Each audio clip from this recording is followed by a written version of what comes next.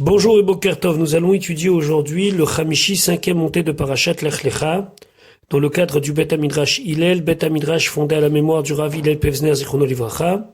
Notre étude commence au Perek Yud Dalet, 14e chapitre du livre de Bereshit, Pasuk Rafalef, verset 21. Donc reprenons les événements que nous avons vus hier. Hier nous avons vu donc cette guerre entre les 4 rois et les 5 rois, la soumission des 5 rois, les 4 rois qui vont écraser la révolte des 5 rois. Lot est pris comme prisonnier puisque Lot habite à Sdom. Abraham vient sauver son neveu et il fait fuir les 4 rois qui étaient des vrais tyrans sur la région, malgré que les 5 rois n'étaient pas non plus des grandes sadikim, mais peu importe, Abraham prend la défense du côté de son neveu, le roi de Sdom va l'accueillir pour le remercier, ils vont ensemble dans la ville de Shalem qui est Yerushalayim. Ils sont accueillis par Malkitsedek. Malkitsedek, le roi de cette ville-là de Shalem, qui est en vérité Shem, le fils de Noach. Il sort vin et pain pour tout le monde. Le roi de Sdom, pour l'instant, n'intervient pas. Lorsqu'il voit que Abraham est prêt à donner à Malkitsedek 1/10 de ses biens, il s'est dit, Abraham est vraiment quelqu'un de généreux. Le Ramban, Nachmanide, explique que Abraham n'avait pas un problème avec sa relation avec l'argent parce qu'il était tellement sûr de la promesse d'Akadosh Baruch Hu au début de la paracha, Vavarechecha, que je te bénirai, qui sait qu'il lui manquera jamais rien. Alors là, le roi de Sdom, il tente d'avoir lui aussi une petite part dans l'histoire du butin et de tout ce qui a été repris des 4 rois. Vayomer Meler Sedom, le roi de Sedom a dit, El Avram à Avram, Ten li nefesh, donne-moi les âmes, ça veut dire rends-moi de tout ce que tu as repris les gens, uniquement les gens. Ve'arechouch, mais tout ce qui est la propriété, tout ce qui est les biens matériels, kachlar, prends pour toi. C'est-à-dire que Sdom, il dit, moi tu me donnes les gens et toi tu gardes l'argent. Rashi, tenli, donne-moi hanefesh, donc les corps, min hashevi sheli sheitzalta, de ce que tu as récupéré du butin que tu as récupéré et qui m'appartient. Harzerli agufim levadam, je te demande pas de me rendre l'argent que tu as récupéré des 4 rois, qui est en vérité mon argent puisque c'est de moi qui l'ont pris, je te demande uniquement de me rendre les âmes, les gens. Pasuk Ravbet, Vayomer Avram, il lui dit, El Meler Sedom, au roi de Sedom, Arimoti Yadi, je lève ma main maintenant. Arimoti Yadi, c'est pas, il faut pas le traduire au passé, mais il faut le traduire au présent, comme on va voir dans Rashi. Donc, Arimoti Yadi, je lève ma main, il va jurer, El Hachem Kel Elyon, sur Dieu, qui est le Dieu des mondes supérieurs, Kone Shamaim va arrêter celui qui a acquis le ciel et la terre. On a dit hier que Kone Shamaim va arrêter, ça veut dire que comme Hachem, il a créé le monde et le ciel et la terre, alors c'est sûr qu'il a acquis Shamaim Varet, le ciel et la terre. Rashi explique à Rimoti Yadi, j'élèverai ma main, la shon shvoa, c'est une manière de jurer, c'est un langage qui veut dire qu'il a juré. Merim ani et Yadi lekel elyon, je lève ma main pour le Dieu des cieux, maintenant je jure, c'est pas qu'il a juré précédemment, vechen, et ainsi, plus tard on verra, bi nishbati, nishbati c'est nishbani, je jure maintenant. Vechen atati kesef asade kach mimeni, la même chose on verra plus tard, lorsque Avram va acheter la Marat Marpella, il dit Natati Kesef Asade, j'ai donné l'argent du champ, car Mimini, prends-moi, mais tout ça c'est au présent. Noten Ani Lecha Kesef Asade. Je te donne, pas comme si je t'ai donné, je te donne maintenant l'argent, Vekacheu Mimeni, prends-le de moi. Donc attention, Arimoti Yadi, ça veut dire j'ai déjà levé la main, j'ai déjà juré, mais ça veut dire je jure maintenant. Et là voilà ce qu'il jure. Im Michut, si ce n'est que un fil. Ve'ad seroch naal, jusqu'à même le lacet de chaussures. Ve'hi mikach, et si je prends mikol asherlach, de tout ce qui t'appartient, alors c'est la fin de la choix si vous voulez. Là, dans le pasuk Ravbet, on voit qu'il commence à jurer, dire je jure sur Hachem que je ne prendrai ni un fil ni même un lacet de chaussures de toi. Pourquoi? Vélotomar, afin que tu ne vas pas dire quelque chose que Avram craint énormément, Ani et Sharti, c'est moi qui ai rendu riche, est Avram. Avram veut absolument compter uniquement sur la promesse de Dieu pour devenir riche. Il a entendu de Dieu, va avarechecha, je te bénirai. Et pour lui, c'est sur ça que doit être basée toute sa richesse et toute sa confiance. Donc il dit au roi de Sodome, je te préviens, hein, que tu veux les goufim, que tu veux les âmes, très bien. Mais moi, je veux pas de ton matériel. Je veux pas même prendre un lacet de chaussures de toi. Pourquoi? Pour que tu ne puisses pas dire que la fortune d'Abraham, c'est grâce à moi. Rashi, im mechut ve'atzer ochnal, et akev le'atzmi mina hashevi. Je vais garder pour moi du butin. Rien, même pas un lacet. Ve'im ekach mikol asharlach, ou si je prends quoi que ce soit qui t'appartient, de quoi ici il parle. Ve'im tomar, et si tu me dis la tête li sachar mi bet genazecha, si tu me dis que tu veux me donner de l'argent, un salaire de ta réserve, de ton trésor, le écart, je ne prendrai pas. Donc, ni de ce que j'ai récupéré des 4 on pourrait se dire que c'est un butin, il a le droit de en prendre une partie pour lui, ni même si tu me donnes de l'argent en récompense, entre guillemets, pour me dédommager, je ne prendrai pas. Tout ça pourquoi? Vélotomar, pour que tu ne puisses pas dire que c'est moi qui ai rendu riche Avram. Chez Akadosh Baruchu Iftirani, parce que Dieu m'a promis, la chérénie de me rendre riche, chez Neymar, comme c'est marqué, va avarecher. Donc, a priori, Avram ne veut rien. Seulement Avram est quelqu'un de droit et de juste, il va juste demander une part pour les gens qui ont participé avec lui au combat et qui, eux, méritent un salaire. Bil Adai, Pasuk Rav Dalet, Bil Adai, à part, Ra Kacher Achlou, seulement la nourriture qu'ils ont mangée. Aneharim, les jeunes, ça veut dire mes serviteurs.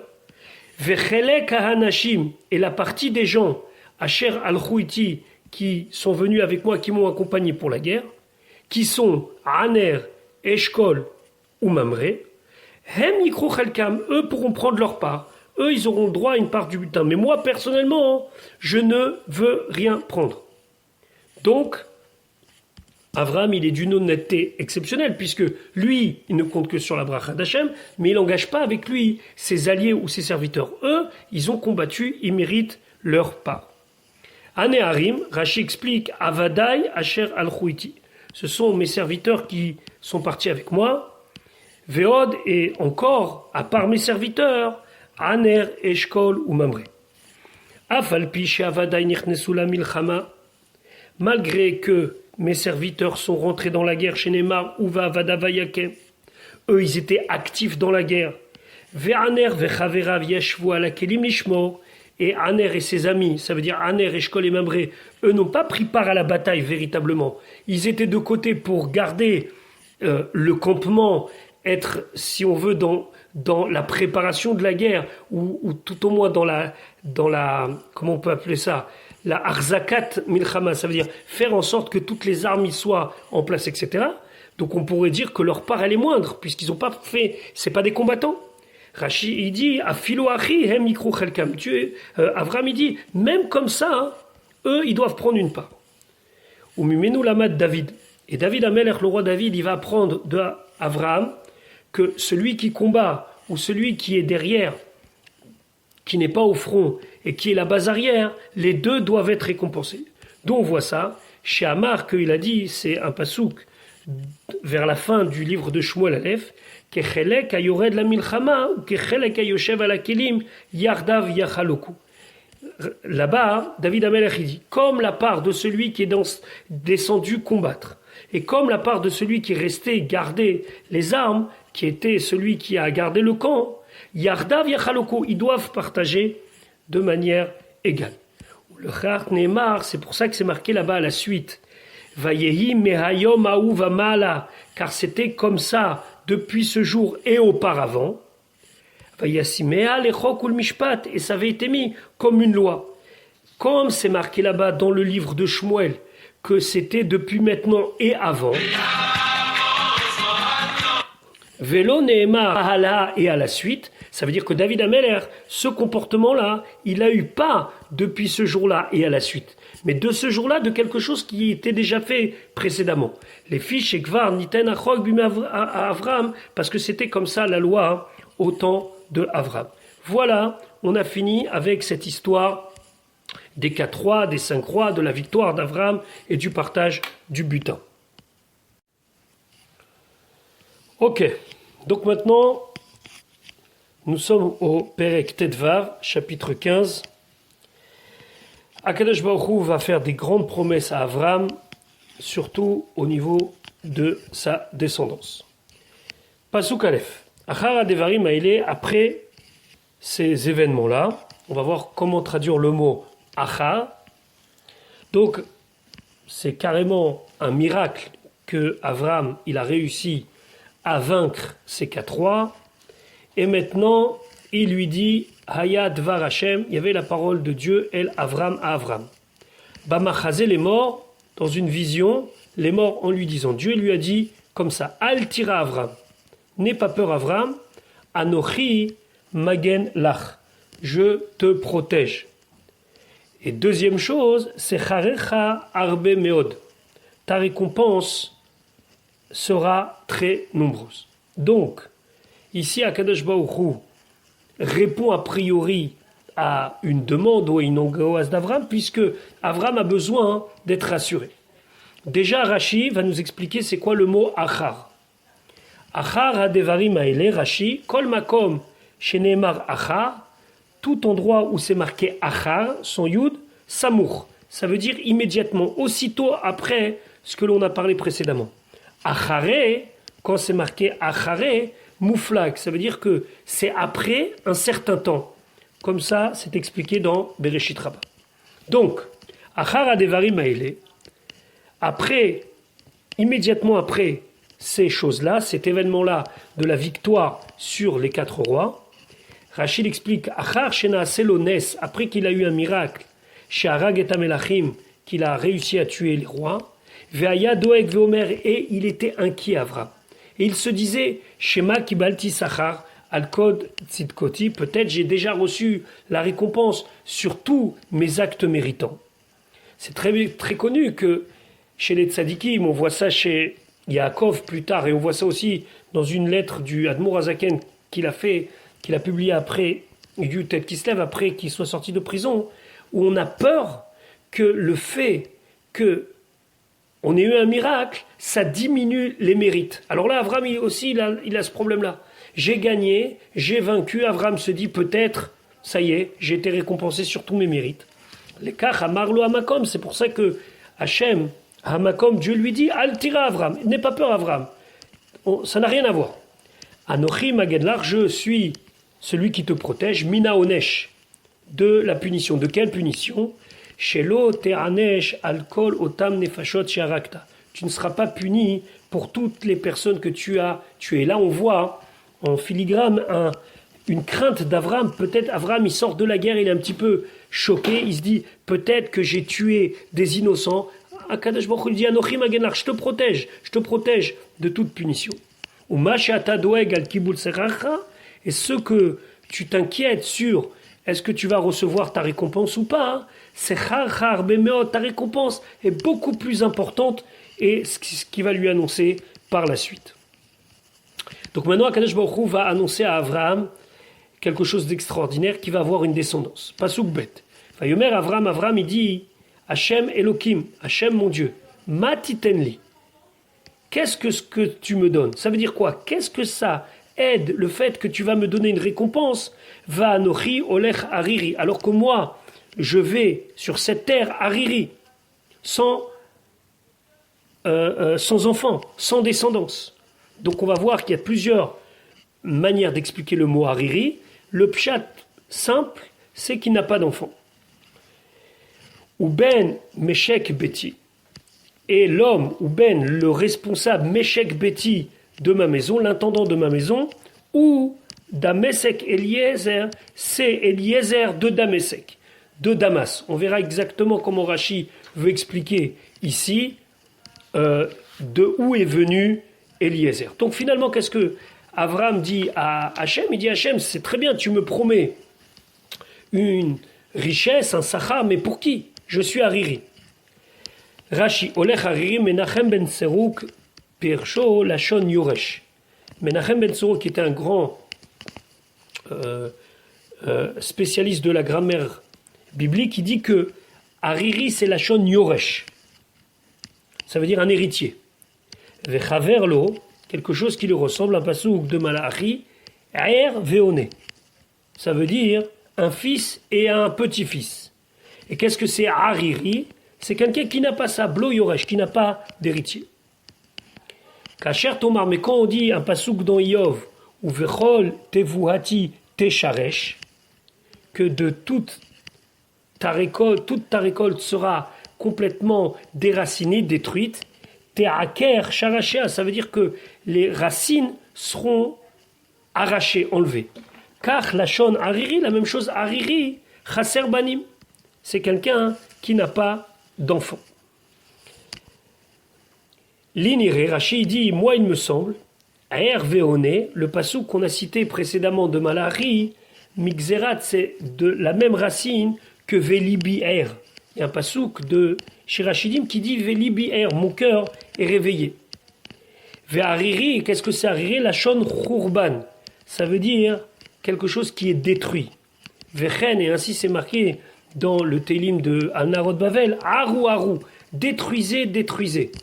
Vechen Arot Yesod, la même chose, il y a un passouk de Chabakouk qui dit détruit jusqu'à sa base. Vechen, et ainsi Ar-Er Tit Ar-Ar, c'est un passouk de Yermia, détruit, elle sera détruite. Vechen Ki Areza Era est la même chose dans un passouk de Tsefania où le mot Era a le sens de destruction. Donc on peut traduire le mot Hariri ici de deux manières. Ou Blo Yoresh, je n'ai pas de descendance, ou bien Charev, je suis détruit, je n'existe pas puisque je n'ai pas d'enfant.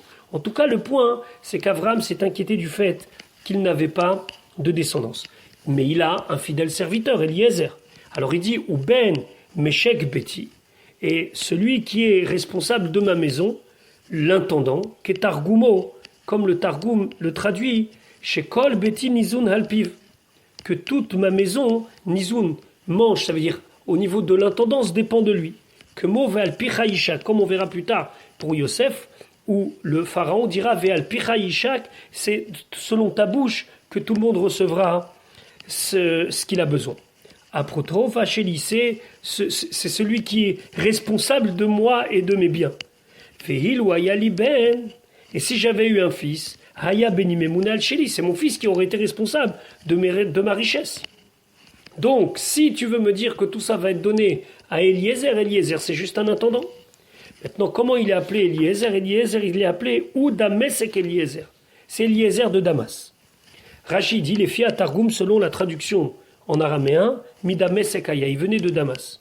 Ou le film Midrash Agada, selon le Midrash Agada, dans Bereshit Rabbah, il venait pas de Damas. Sherada Famelachim had Damas. Il a poursuivi, les rois jusqu'à Damas. Gemara Shelanu, dans notre Gemara, Maseret Yoma, Dorshu Notrikon. Notrikon, c'est quoi? C'est qu'on prend les lettres d'un mot et en découpant, par exemple, les syllabes du mot, on trouve une phrase ou un message qu'on veut dire. Alors, dans Damesek, qu'est-ce qu'on veut dire? Da, c'est dolé, il puise. Meshek, c'est umashke, et il arrose, mitora trabo, des lois qu'il a appris chez son maître, l'acherim. Donc c'était en vérité l'élève parfait, l'ilmod ou l'élamed. C'était celui qui apprenait d'Avraham et qui enseignait au nom d'Avraham. Donc il y a le mot dolé, da, celui qui puise, meshek, c'est mashke, c'est celui qui arrose. Pasuk Gimel. Vayomer Avram, il a dit, hen li, voici à moi l'onatatazara, tu n'as pas donné de descendance. Veine ven beti, et voici l'homme qui est responsable de ma maison, yoreshoti, c'est lui qui va mériter. Alors, à quoi ça sert tout ça? Le Sforno, il explique que Avram Avinu, il dit, malgré que tu vas me donner une descendance finalement, parce que je sais que tu m'as dit les aracha et tenetaret sazot. Mais finalement, mon fils sera petit et il ne pourra pas être celui qui va hériter de mon héritage matériel, de mes biens. Et qui va hériter de mes biens? C'est Ben Beti, c'est mon intendant, qui lui, depuis des années déjà, dirige l'économie de ma maison. Donc, quelque part, j'aurais voulu voir une descendance maintenant pour qu'il puisse très vite profiter de mes biens. En tout cas, Rashi dit, Henli nonata tazara, ou ma toilet bechol asher titenli. Qu'est-ce que je gagne de tout ce que tu vas me donner? Veine, et voici. Alors qu'Avram, il était encore en train de parler, Devar Hashem elav. Hashem lui a parlé. Le Ramban dit d'un coup. Les morts en lui disant, Lo ira shechazé, celui-là ne va pas hériter de toi. Ça veut dire Eliezer ne va pas hériter. Ki im, seulement, Asher yitse memeecha, celui qui va sortir de tes entrailles, celui que tu vas donner naissance, ou yira shecha, c'est lui qui va hériter de ta fortune.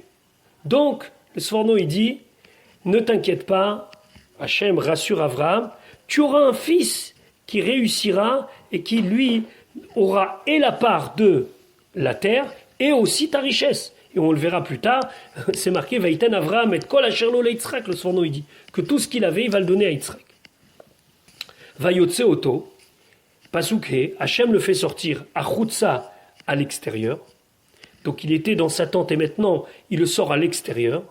À Choutsa, on va voir différentes explications pourquoi vers l'extérieur. Vayomer, il lui a dit, Habet na hashamaim, regarde vers le ciel. Usfor akochavim, et compte les étoiles. Im tuchal lispor, si tu es capable de les compter, otam, elles, les étoiles, c'est comme une question, tu peux les compter? Vayomerlo, il lui a dit, ko yezarecha. Et bien ce sera comme ça ta descendance. Ça veut dire, de la même manière que si tu essayes de compter les étoiles, tu ne peux pas y arriver, et bien ta descendance, ce sera exactement la même chose. Vayotse oto achutsa, il l'a sorti à l'extérieur, les fipshuto, selon le sens simple, au tsio meaolo, lechutz lirot akochavim. Il l'a sorti de sa tente à l'extérieur pour voir les étoiles. Ou les fi midrasho. Et d'après le midrash, il y a ici un autre sens complet. Selon le midrash, Amarlo lui a dit, Tse, sors, mitztagninut shelcha, sors de tes prophéties. Chez Raïta Bamazalot, que tu as vu dans les astres, chez Encha Atid Lehamid Ben, que tu n'auras pas d'enfant. Sors de cette prophétie-là. Parce que Hachem, il lui a dit, Avram en lo ben. Avram, sans le he, n'a pas d'enfant. Aval Avraham, mais Avraham, yesh lo ben, une fois que je t'aurai changé ton nom. Fechen Sarai, lo teled. Sarai n'aura pas d'enfant. Aval Sarah, teled. Ani kore lachem shem acher. Moi, je vais vous donner un autre nom, Veishtane Mazal, et le Mazal va changer. Explication suivante, Davar Acher, Otsio Mechalelo Shel Olam. Il l'a sorti de la sphère du monde. Vegbio le Malamina Kochavim, et il l'a levé au-dessus des étoiles. Veze ou Lachon Abata, Milemal Alemata. Et quand il lui a dit regarde, c'est regarde du haut vers le bas. Ve'emin Bachem, Pasuk Vav. Et il a eu confiance en Dieu. Avram, à ce moment-là, il a eu confiance en Dieu. Il n'a pas demandé de signe et rien d'autre. Vaïrcheveha, cette émouna, cette foi, cette confiance en Dieu, Dieu l'a considéré, l'eau pour lui, pour Avraham, Tzedaka, comme un srout, comme un mérite. La émouna, la confiance qu'il a eue en Dieu, Dieu lui a crédité comme quelque chose de considérable. On ici appelé dans le Pasuk, Tzedaka. Rashi ve'emin bachem. Pourquoi ici on souligne qu'il a eu confiance en Dieu? Locha lo'ot alzot. Il lui a pas demandé un signe là-dessus. Aval alirushat haaretz. Mais pour l'héritage de la terre, sha'al lo'ot. Il lui a demandé un signe. Ve'amarlo, il lui a dit Bama eda. D'où je serai que véritablement je vais hériter de cette terre-là. Mais là, il lui a rien demandé. Donc cette confiance, Hachem dit ça. Je considère ça comme une tzedaka. Vayarchevea lo tzedaka, ici, tzedaka dans le sens acte méritoire. Akadosh Baruch Hu chashva le Avram lisrut. Akadosh Baruch Hu, il a considéré pour Avram que c'est un srut, que c'est un acte méritoire. Ul tzedaka ala imuna she'emin bo. Et donc, c'est comme donc encore une fois, une mitzvah, une tzedaka, un mérite sur cette confiance qu'il a eue. Davar acher. Une autre explication. Bama eda lo shalot. Même lorsqu'il va dire Bamaïda, d'où je serai, que je vais hériter de la terre, c'est pas qu'il lui a demandé un signe. Et là, Amar les Fanav, mais il lui a dit Odieni be'ez esrut itkaimenuba. Est-ce que tu peux me faire savoir par quel mérite ça va s'accomplir? Amarlo Akadosh Baruch Hu lui a dit Bisrut à korbanot, par le mérite des korbanot, tu hériteras. Donc quand on dit Bameda, c'est pas que Chaz v'Shalom, Avram il doute alors il demande un signe. D'où est-ce que je sais? Non, d'où je sais que je mérite ça. Par quel mérite j'aurai cela? Pour finir avec une explication du rabbi, un petit mot du rabbi qui est développé dans le Likutei Sichot. Au bout d'un moment, dans le début du Perek Tetvav, Akadosh Baruch Hu, il est obligé de rassurer Avram. Il dit à Avram, Al tira Avram, n'aie pas peur Avram, Anochi magenlach vesecharcha arbe meod. Je te protège et ta récompense très importante. On a vu qu'Avram, il avait peur d'avoir déjà pris tout son capital de récompense et donc il lui restait plus rien, qu'il avait tout utilisé par le srout qu'il a eu d'être sauvé lors de la guerre. Le rabbi explique que c'est très étonnant cette hésitation d'Avram. C'est bien connu que le Rambam dit que celui qui sert à Kadosh Baruch Hu par amour, il n'attend pas de récompense. C'est quoi cette idée de penser qu'Avram, il attend une récompense? Il a peur que ça y est, il n'a plus de capital. Comment on peut penser ça sur Avram? Avram, c'était le Eved d'Hachem. Avram, c'était un fidèle serviteur. Et c'est sûr que ce qu'il faisait, c'était par intérêt. Le rabbi de développer un point très intéressant. Pourquoi Avram, il voulait absolument cette récompense matérielle dans ce monde? Pour lui, non. Pour lui, il n'avait pas besoin. Il était attaché à Kadosh Baruch Hu. Il avait besoin que tout le monde voit qu'il est riche, que tout le monde voit qu'il a cette réussite, cette prospérité, pour pouvoir faire un véritable Kiddush Hashem, que tout le monde dit, tu vois, les promesses d'Akadosh Baruch Hu, elles s'accomplissent. Voilà pour aujourd'hui, je vous souhaite une bonne journée, Bezrat Hashem, à demain pour la suite de notre étude.